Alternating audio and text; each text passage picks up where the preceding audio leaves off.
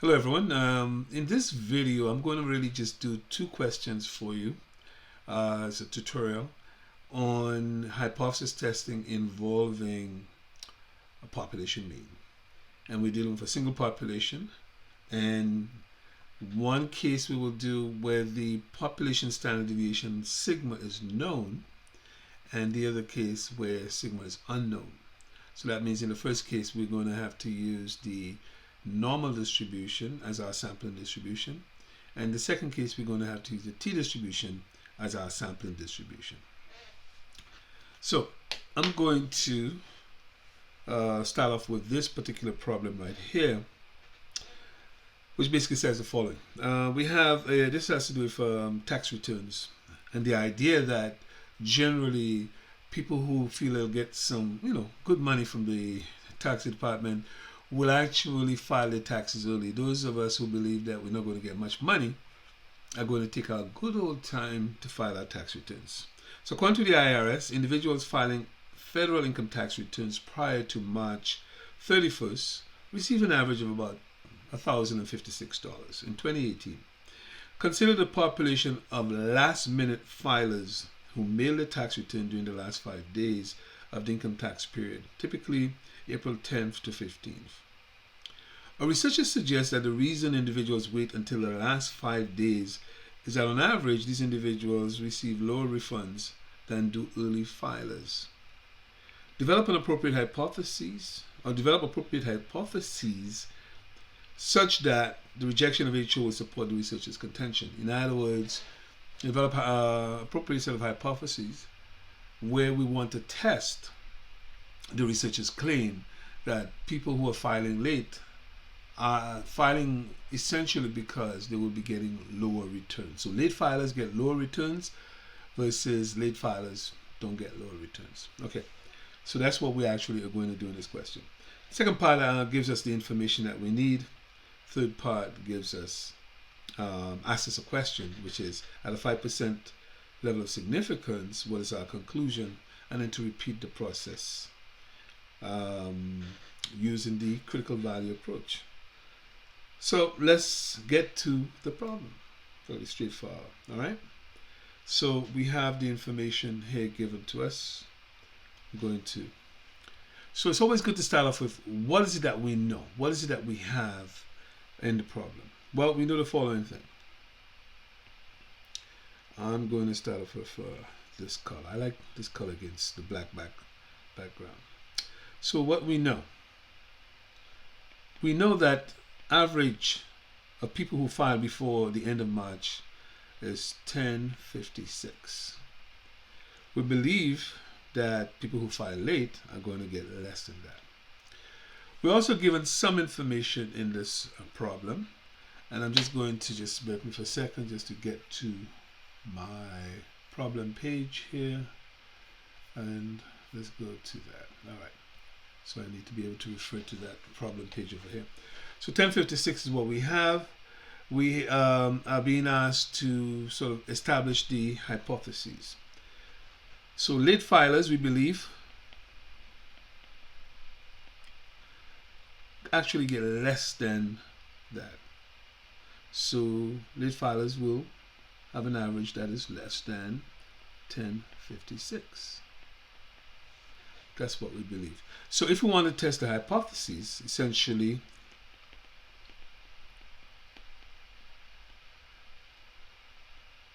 the research hypothesis, I like to start off with that one first, is that the mean for late filers is less than 1056.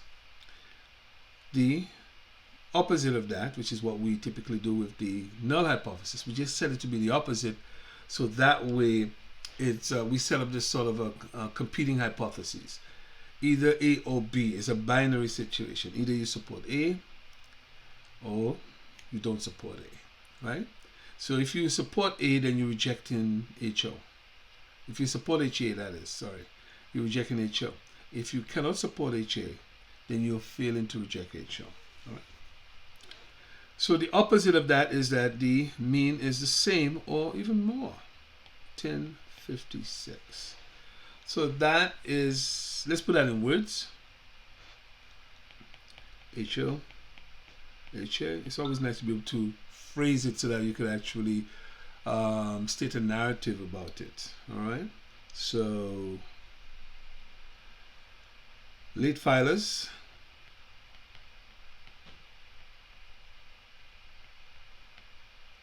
have a mean return of 1056 or more, and then this one is late filers have a mean return of less than 1056.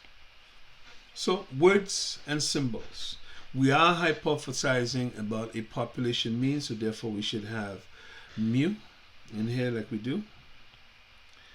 And always remember, the equality sign is always in the null, right?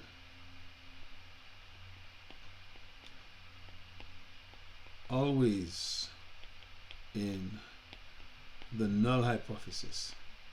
Why? Because we're going to use the null hypothesis as our benchmark. We're going to set it to a value. We're going to say, let's set it equal to 1056. Let's assume that it is 1056. Now, do we have evidence that is lower than 1056? All right.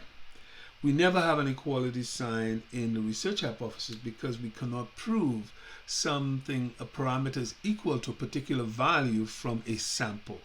You could only prove that when you have the entire population. So the equality is never in your research hypothesis. Always remember that. So now that we have the hypothesis stated, we're given the following information. We want to actually test the hypothesis, but we need some information, so we're given that. What information are we given?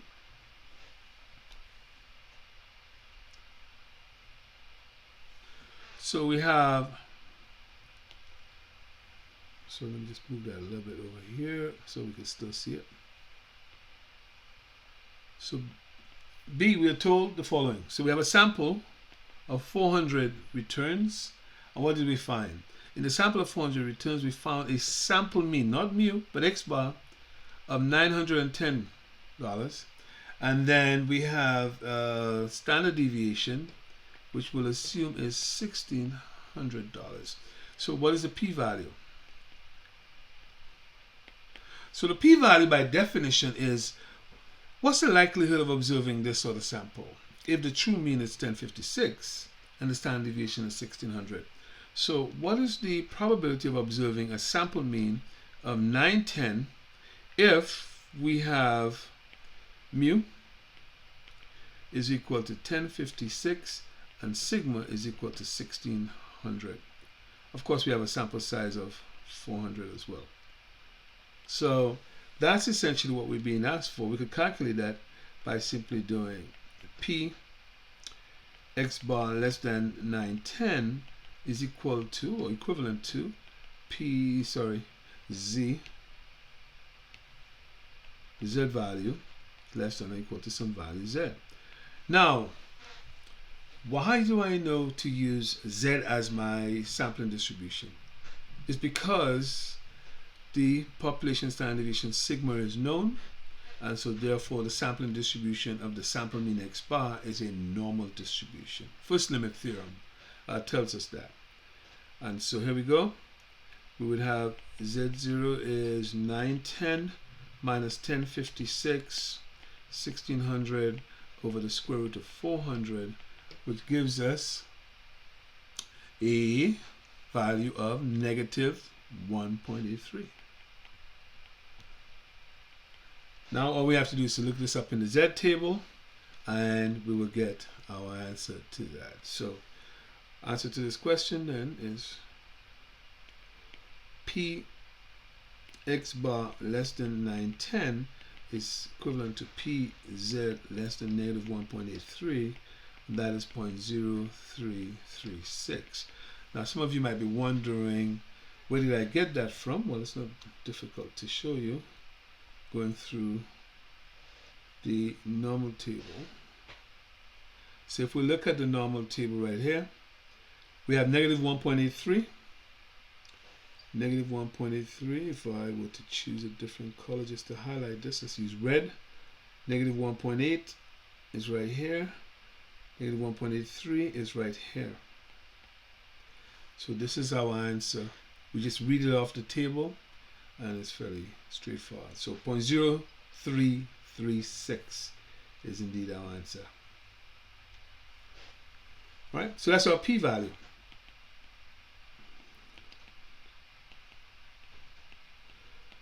So the p-value, just to recall, is essentially measuring for us the likelihood of observing this particular sample if the true mean is 1056, the standard deviation is 1600, and for a sample size of 400 filers. The question is this sample particularly significant? Is it rare? And so to help us determine if we will consider something rare, we look at the size of the p-value and we compare it to the significance level alpha. Now, alpha, the significance level, by definition, is really the risk that we are willing to take in committing type 1 error, that is making a mistake. Because if we're going to reject the null hypothesis, there is a chance that that sample could have been from that distribution. But by rejecting the null hypothesis, what you are saying is that it is not from that sampling distribution. Sorry, it's not from that population. So if you're going to make that claim, you have to be prepared to take a risk of making that claim because it is based on sample data. It's not based on the population. It's based on sample data. And whenever you're making these decisions based on a sample, remember, if I took a different sample, I get different results. Another sample, different results. So the idea is that every time you take a sample, if you're going to make a decision based on that sample, there's a risk involved. What is the risk of being wrong? And that's what alpha sets for us, 5%. But according to the data, right, this sort of sample should only occur 3.36 times or 336 times in 10,000, right? So it's not quite a lot, or less than 4 times in 100 might be a little easier for us to understand. So in that case, we may very well want to consider that that is a significant sample because this is not a very common occurrence. Therefore, the fact that it occurred is worthy of note, right? When something is not supposed to happen very often and it happens, it's worthy of note. If I'm not supposed to win the lottery very often and I win it, it is worthy of note, right? So that's the whole idea behind that. And so 3.36% is not a very high probability, particularly now when we're given a benchmark of 5%. So therefore, our conclusion will be that since our p-value is less than the significance level, we will fail to reject the, we will reject the null hypothesis. I'm sorry. I'm not thinking. So let's go back to this color. So that's part E or part C? Part C, the conclusion. So alpha is 0.05%. So since the p-value, and that's a p-value rule, which is 0.0336, is less than 0.05, which is the significance level, if I put it in a bracket.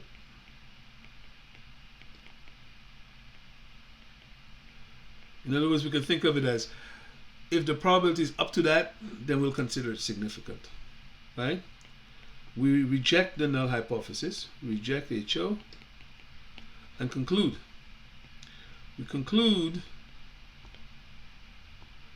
there is sufficient evidence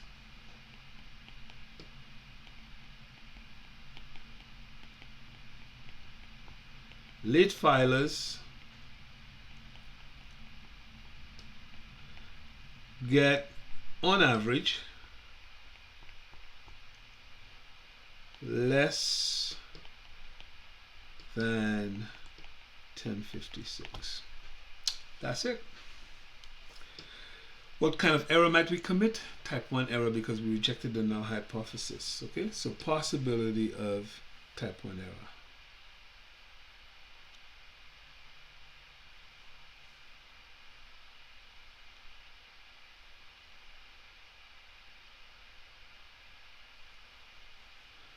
So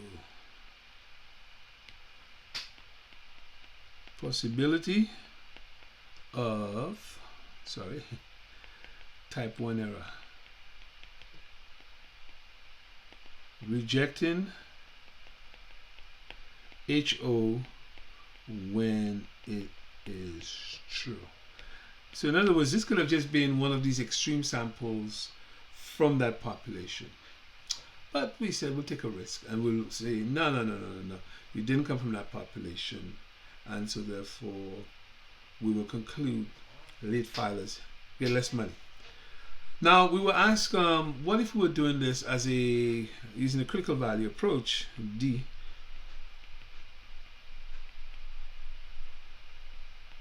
With a critical value approach now, what we need to do is essentially take the 5% and convert it to a critical value. Z critical for 5% is what? Well, it turns out that Z critical for 5% is negative 1.645. Let's see why. So because we're willing to take 5% risk, it means our rejection region should be 5%. Alpha is 0.05. Well, what is the Z value that corresponds to 0.05? It's negative 1.645. And the reason why it's negative is because it's on the left side. If it were on the right side, it would be positive 1.645. So negative 1.645 corresponds to having an area in the tail of 5%. All right?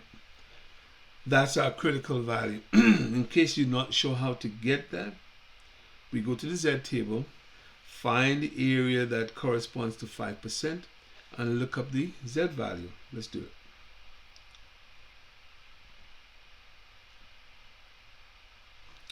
All right. So we want to have 5% in the tail. If I look at this very closely, it's somewhere between those two. So if I go halfway in between, you see that this is 1.6. And then if I were to go up here,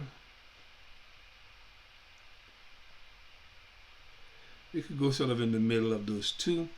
1.64, 1.65, so 1.645 is halfway in between the two of them. And that gives us what we're looking for. All right, so that's the negative 1.645. That becomes our critical value. So we will say, since negative 1.645 is greater than negative 1.83, we will reject HL. Conclusion is the same.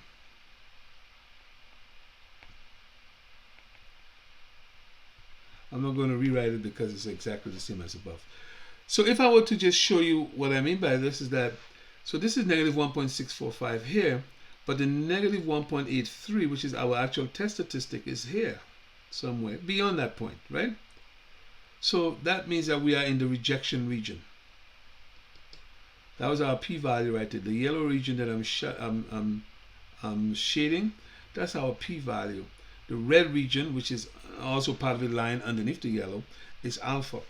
So you could see that alpha was larger than the p-value, or the p-value was smaller than alpha. But also in terms of the critical value, that the test statistic was actually a lot smaller than the critical value. In other words, it was in the rejection region. It's more extreme. And so therefore, we are going to reject because this negative 1.83 takes us in the rejection region.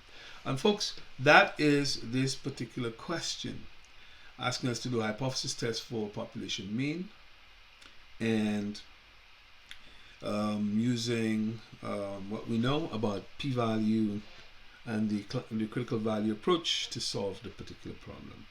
I want to pause you to pause the video now that you've done this, and I want you to attempt this problem here. So this is for you to attempt. Use of texting. So text request reports that adults between the ages of 18 and 24 send and receive 128 texts per day. Suppose we take a sample of 25 to 34-year-olds to see if their mean number of text differs from that of the 18 to 24-year-olds reported by text requests. State the null and alternate hypothesis we should use to test whether the population mean daily number of texts for 25 to 34-year-olds differs. Notice it says differs from the population daily mean number of texts for 18 to 24-year-olds. So when you're thinking about the hypotheses, sometimes we are interested in the mean being greater than something, it being less than something, or it being different. So whenever it is greater than or less than, think about a one-tailed test. When it is different, it could be either larger or smaller, in which case we have a two-tailed test. So think about that in this question. Suppose a sample of 35 to 34-year-olds show a sample of 118.6 tests per day. Assume a population standard deviation of 33.17 texts per day. Compute the p-value. With alpha equal to 0.05 as a level of significance, what is your conclusion? Repeat the process for the critical value approach. So it's very similar to what we did before. The only difference is that now, do you have a one-tailed test or do you have a two-tailed test? I'll let you answer that question. Okay? So, pause the video and do this question. Okay, so assuming that you did that, I will just write the answers to that question for you so that you can compare what you did with what's in here. So very quickly, without going for all the explanation, I will just give you the answers to that. So for A, the hypotheses, you would have HO, HA, mean number of texts equal to 128, and then we're trying to find evidence that it is not 128, it is different. So that's part A. Part B, you would have to take a test statistic that looks like this. Because sigma is known by the first limit theorem, we will use a Z value. So 118.6, that's our sample value, minus 128, which is our population mean. Sample standard deviation 33.17 divided by the square root of 30 individuals, which is our value of n, negative 1.55. Now, of course, notice that while we are interested in is the difference between the two groups, when we take a sample, either the value of the test statistic will be on the right or the left, but it does not change the fact that we have a two-tailed test.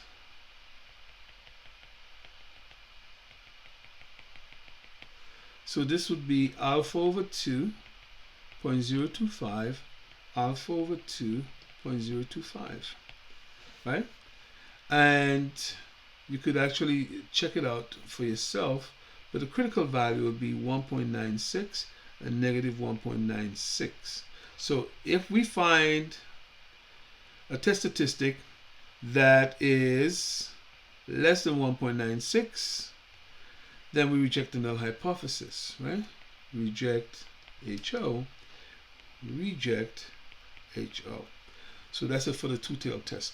Notice what we're going to have here with the negative 1.55.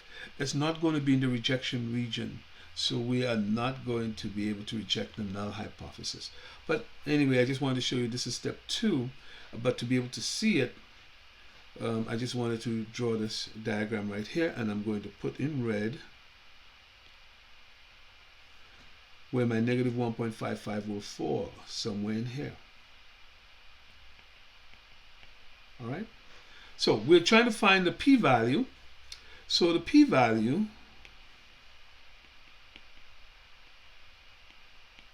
would be equal to twice. And why twice? Because negative 1.55 is equivalent to positive 1.55. Because it's a two-tailed test, the evidence could be on the left or the right. So it is twice the probability of Z being less than negative 1.55, or we could say greater than 1.55, because they both will give you exactly the same answer.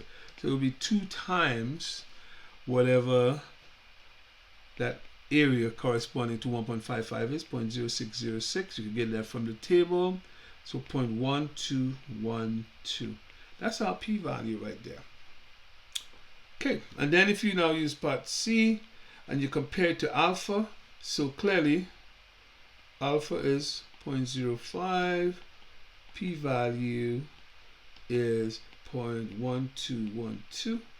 So since 0.1212 is greater than 0.05, we fail to reject the null hypothesis.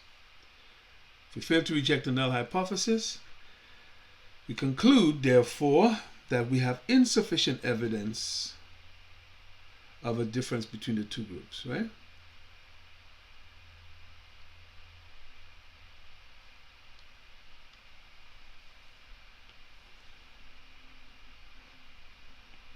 We conclude there is insufficient evidence. The two groups differ.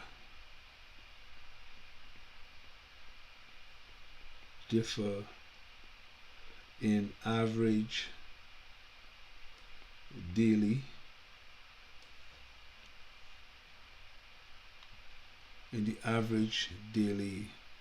mean text number of text messages. All right, so that was the application of the p-value approach. Now, if we want to repeat this D with the critical value approach, all we have to do now is to just compare the negative 1.55 to negative 1.96. So, critical value approach.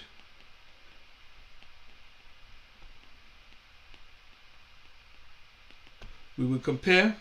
We will say since negative 1.55 is greater than negative 1.96, we fail to reject the null hypothesis, right? Because if you look at this diagram, it's telling you to reject the null hypothesis, your test statistic must either be smaller than negative 1.96 or greater than positive 1.96. It must be in the rejection region. But in that case, it is in between negative 1.96 and 1.96. In other words, it's bigger than negative 1.96 and smaller than 1.96. So we do not satisfy the conditions to reject the null hypothesis.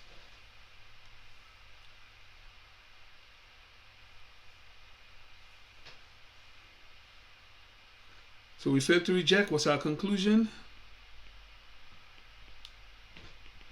I'll just put same as above. All right? Good. So now with that done, you are able to move forward and do this question. So next we have for you the case involving a hypothesis test for population mean, but we are going to focus on the t-distribution this time. Let's take a look at it.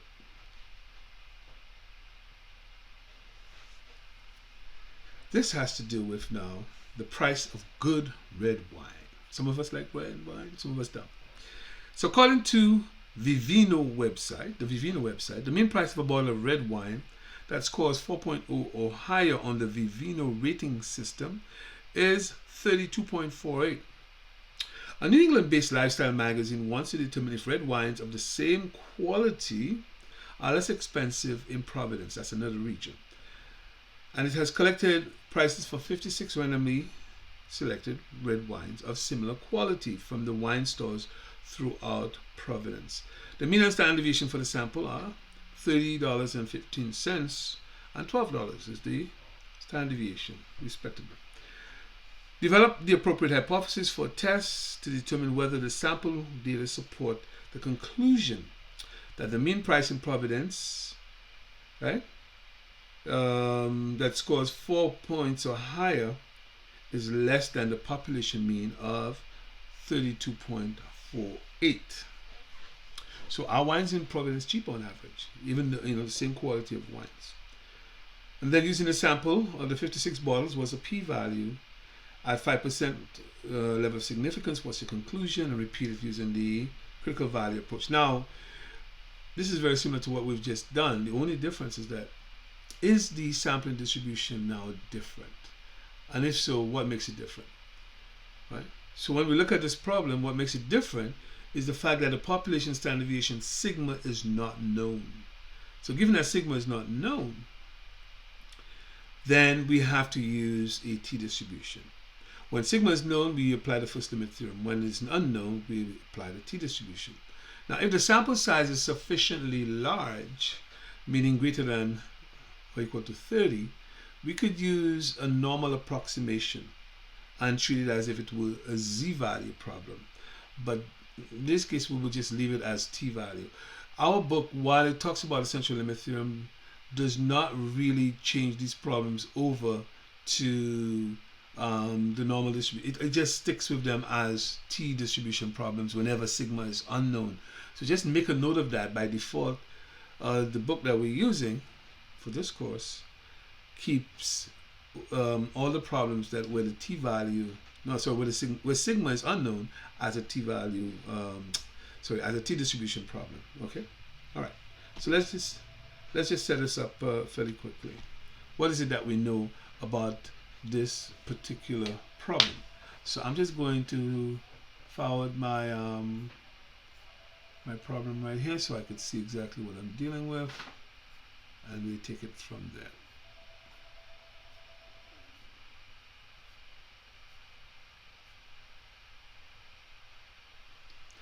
Okay, so what information do we have from this particular problem? We know the following. Average price of wine is believed to be $32.48. Okay, 32.48. For this group in Providence, however, we want to test whether it is less than that amount. So what did we do? We took a sample of 56 bottles. We got an average price of $30.15 with a standard deviation, sample standard deviation of $12. Okay? So, part A for the hypotheses, what we simply are trying to test is HOHA, that the mean price in Providence is less than 32.48, which basically our null hypothesis would be the opposite of that, greater than or equal to 32.48. All right? So that's where we are. If we put that in words, mean price greater than 32.40 versus the mean price is less than 32.40. So mean price of wine is greater than or equal to $32.48 versus the mean price is less than 32.48. It's important to know how to state those, because in your conclusions should be written as a narrative, not numbers. And so therefore it is important to know what we're testing. If we support the alternate hypothesis, our conclusion will be that there is evidence that the mean price is less than $32.48. You need to be able to put it in the form of a sentence. So part B is for us to actually go ahead and find the p-value. But by definition, remember the p-value is the probability of observing this sample. Now, because it's a one-tailed test, so in that case it is just simply the probability of x bar being less than or equal to $30.15. right? If it was a two-tailed test, our p-value would be twice the probability of whatever the sample was that we observe, twice that probability. But in this case, because it is a one-tailed test, we only need this right here. So we are going to convert that to t. So it will be the probability of t being less than or equal to, and I'm just going to put in the value one time, $30.15 minus 32.48 divided by 12 over the square root of 56. All right.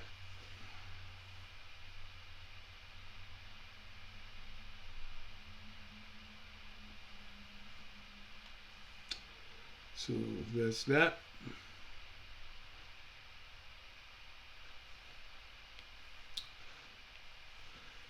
Which gives us p t less than or equal to and negative 1.45. That's what that turns out to be. Now, because this is a t distribution, we have to worry about the degrees of freedom. N is equal to, degrees of freedom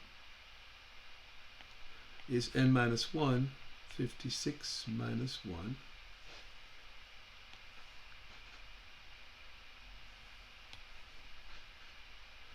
Equal 55, all right? So now what we need to do is to find that probability. We could use the table or we could use Excel. I'm just going to show you the table since I have the table handy right now. And we will do that. So we have 55 degrees of freedom. I'm going to have to go to the next page. So you have to remember the way we use the t distribution is that we look for the degrees of freedom, 55 in this case, and then we try to find the 1.45. Well, we're not going to find it exactly. Very rarely do we find it exactly. It's in between those two values, 1.297 or 1.673. I'm blocking it here. It's a little better, I think. Okay, so it's in between there somewhere. We don't know exactly where. We don't have to. All we need to know then is that that translates to being between 5 and 10% in terms of a p-value. Between 5 and 10%. So if we go back,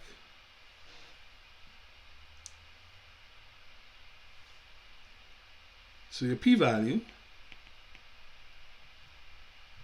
is greater than 5%, but it is less than 10%. Remember what our alpha value is, 0.05, which is our significance level. So what will our conclusion be, part C? Since our p-value is actually greater than 5%, we fail to reject the null hypothesis. Therefore, what is our conclusion? We have insufficient evidence that the mean price of wine in Providence is lower than the national average.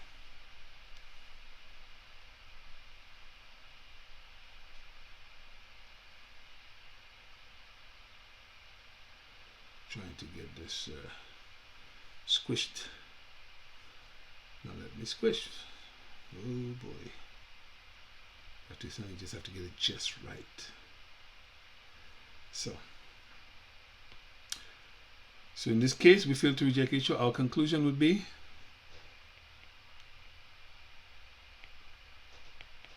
since,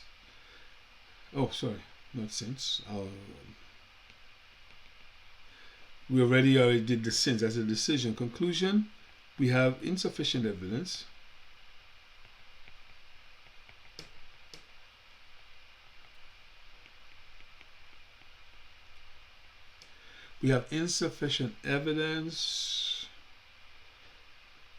the mean price of wine in Providence is less than 32.48. All right, and it was less than the sort of national average. Cool. And so that basically concludes that problem. Now, if we wanted to turn around and go ahead and do this as a critical value approach, what we would need to do is just to determine what is the critical value that's associated with a 5% significance level. So part D, we need T critical, which is T 0.05 55 degrees of freedom. That means the T value associated with 5% in the tail and 55 degrees of freedom. So if we go back to our table, right here, 5% in the tail, 55 degrees of freedom. So therefore our critical value is 1.673. All right.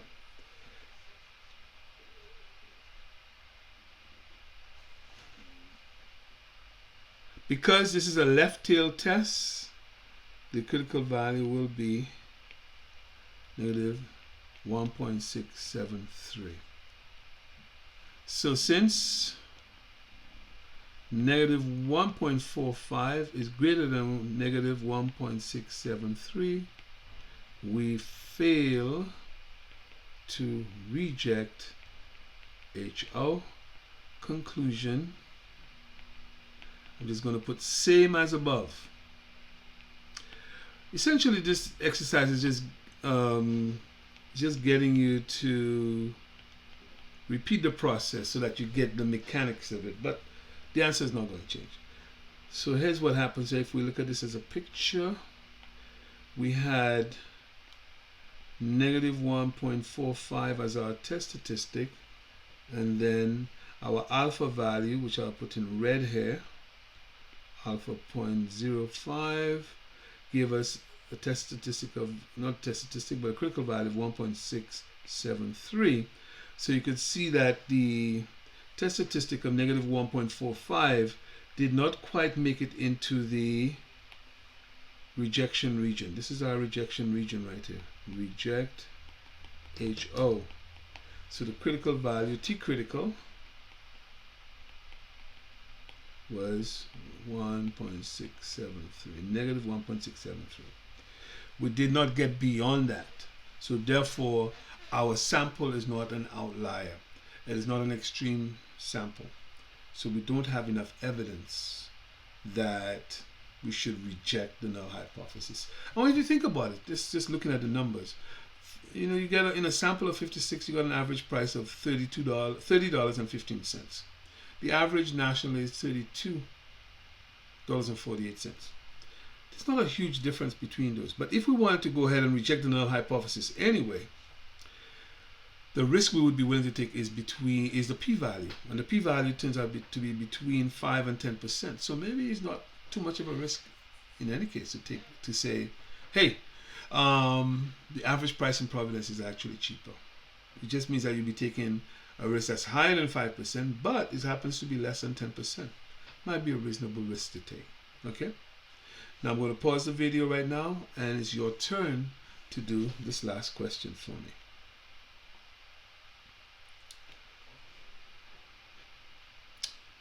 This question is about automobile insurance premiums.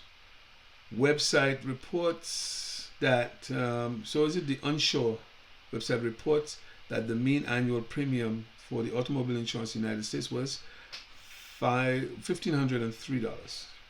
Being from Pennsylvania at that time, you believe automobile insurance was cheaper there, and decided to develop statistical support for your opinion. A sample of 25 automobile insurance policies from the state of Pennsylvania showed a mean annual premium of $1,440 for a standard deviation of 165. So it seemed to be suggesting that it's actually lower.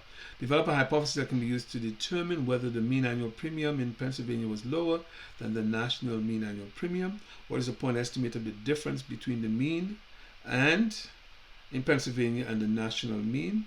That's also called the sampling error. And then, of course, the at the 5% significance level, what is your conclusion? All right. So I want you to pause the video and solve this problem. So it's your turn.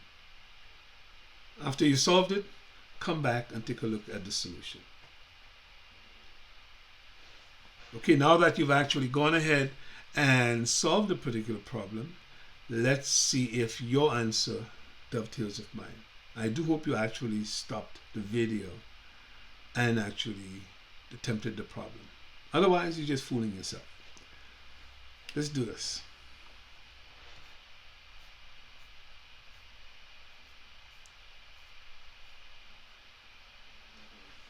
So you should have as your hypotheses, let me use a different color. Let's go green.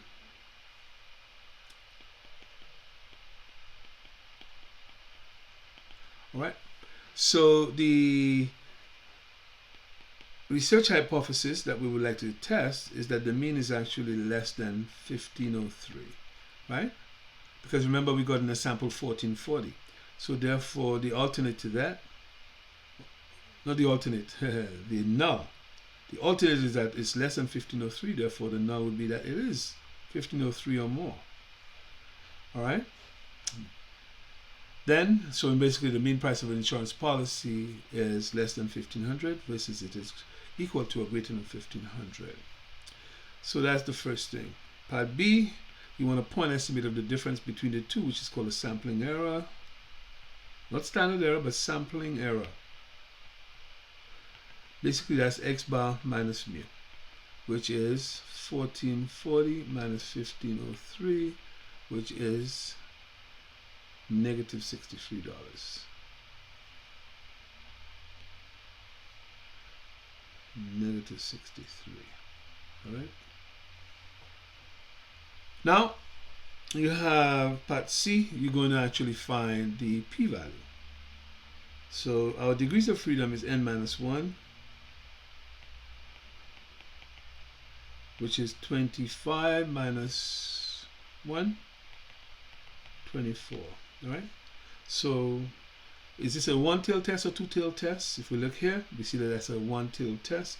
So therefore our p-value is the probability of x bar being less than 1440, which is the probability of t being less than, and I will just put the formula in right here for you, which is basically x bar minus mu s over the square root of n. And then if we calculate that, that's p t less than or equal to 1440 minus 1503, and the standard deviation was 165 divided by the square root of 25, because the probability of t being less than or equal to negative 1.91. All right. And so if we look at the t-table for that, it will turn out to be between 0.025% and 5%. So p-value between 0.025% is larger than that, but less than 0.05. So if we're using alpha as 5%,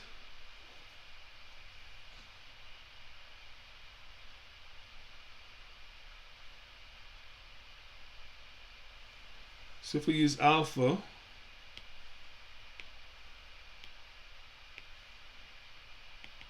.05, then our p-value is smaller than alpha.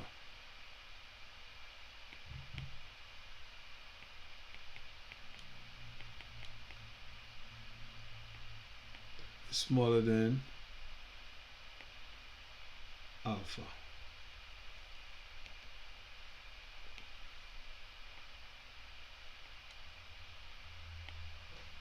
We reject the null hypothesis. Oh, why is this so terrible? What do we conclude? There is sufficient evidence, right, that the mean is that the mean premium is lower in Pennsylvania. There is sufficient evidence the mean premium is lower in Pennsylvania.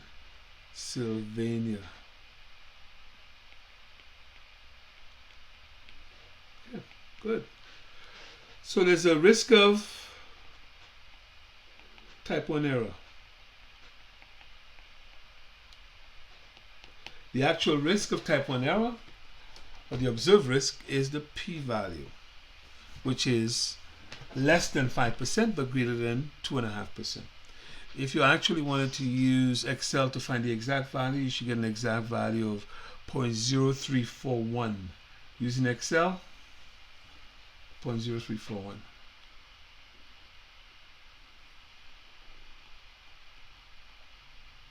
Okay. Using Excel, p-value 0.0341, which is less than the 5%, of course. All right. So hopefully this helps you with some additional solutions to the problems on hypothesis testing of the mean. Sigma is known, sigma is unknown. Okay, great.